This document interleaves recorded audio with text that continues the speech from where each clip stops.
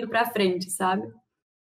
Legal. É uma boa oportunidade falar disso, porque muita gente não entende o que que é uma CPI, para que que ela serve, e o que entende, às vezes, entende de uma forma deturpada, porque muitas CPIs no Brasil não funcionaram, outras funcionaram. Então, CPI é Comissão Parlamentar de Inquérito, Comissão Parlamentar de Investigação, uma comissão especial, uma comissão extra que surge na Câmara, formada por 5 deputados, que se propõe a aprofundar um tema, aprofundar uma investigação, aprofundar um problema público e encaminhar, a partir de um relatório, não só responsabilizações, culpas, danos, desvios, mas às vezes também sugerindo para aquele tema ou para a política pública que visa atender aquele tema uma solução, uma proposta de aperfeiçoamento. Por exemplo, a gente já teve CPIs que o resultado não necessariamente é você apontar responsáveis ou culpados por um delito, mas CPIs que o relatório falou, ó, para você melhorar a situação, para você resolver esse problema, você tem, por exemplo, reestruturar a política X, Y, você tem que melhorar a função daquele órgão. Então, nem sempre CPI tem a ver com crime, nem sempre CPI tem a ver só com escândalos, né? Muitas vezes CPI tem a ver com um problema público que precisa ser resolvido. Vou dar o exemplo da CPI do feminicídio, eu sou membro suplente dela, está caminhando super bem, agora ela está suspensa, mas ela vinha caminhando super bem. Então, veja, feminicídio é um problema público, é um problema social grave, né? E é um crime também. A gente não está investigando um feminicídio ou um grupo de feminicídios, a gente está estudando a vulnerabilidade das mulheres e a falta possível de uma rede de atendimento que evite e previna o feminicídio. Porque, pelo que a gente tem apurado, muitos dos feminicídios são consequência de uma medida protetiva que não saiu, de uma primeira denúncia que não foi aprofundada pela polícia, às vezes, de uma mulher que foi agredida em casa, chegou lá, deu a denúncia e ninguém fez nada. E o cara depois voltou a agredi-la e a matou. Então é preciso, o cumprimento da Lei Maria da Penha, né? Em resumo, que a gente observa não está acontecendo. E o que a gente está concluindo já? O relatório não está pronto, vai sair ainda, mas que a rede de proteção às mulheres tem fragilidades muito grandes. Isso na assistência, na saúde, na segurança pública. Então, provavelmente, o relatório da CPI do feminicídio não vai apontar, ó, a culpa do feminicídio é do governador, do secretário de Segurança Pública, não é isso. Mas vai apontar, olha, essa rede de políticas públicas tem problemas, são esses, para resolver, a sugestão é essa. Nesse caso da CPI da pandemia, não. Aí sim você tem desvios, suspeitas de desvios, denúncias de desvios, que a gente quer aprofundar.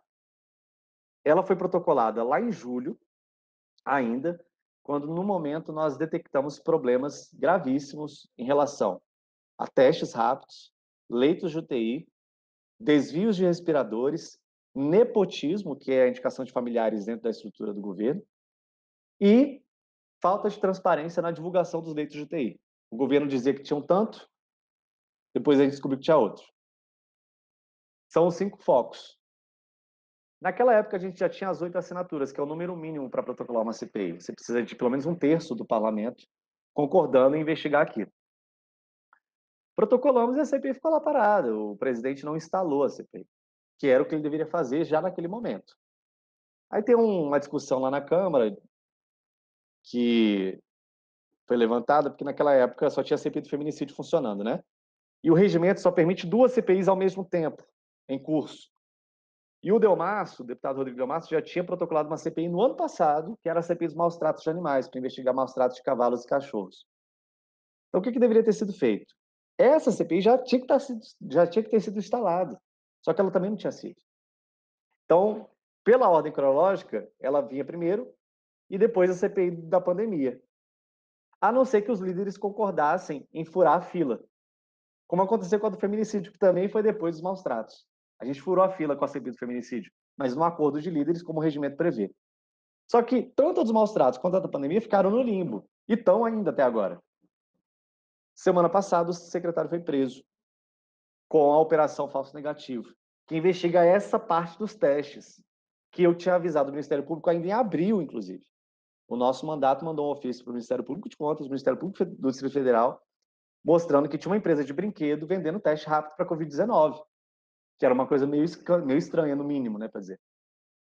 E aí começou a falso negativo, surgiram outras denúncias e tal, e desencadeou com a prisão do secretário uma suspeita aí de cerca de 18 milhões de reais que foram desviados, superfaturados, e não só o secretário, mas outras 6 pessoas da Secretaria de Saúde.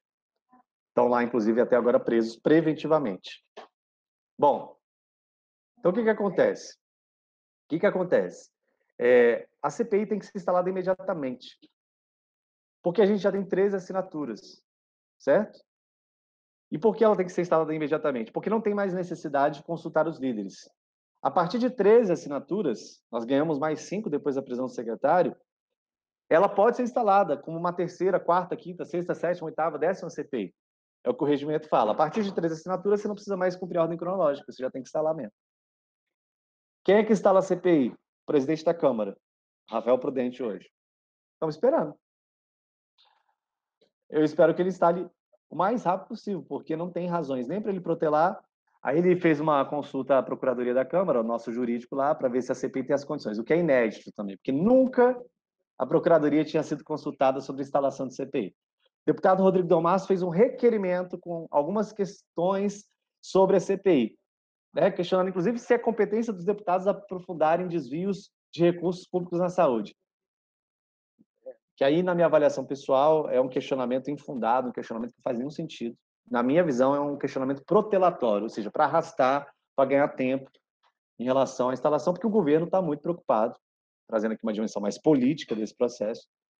O governo está, de fato, muito preocupado com a CPI e o governo tem tentado desmobilizar a CPI, perguntando aos membros que assinaram, aos deputados que assinaram, se eles poderiam retirar a assinatura.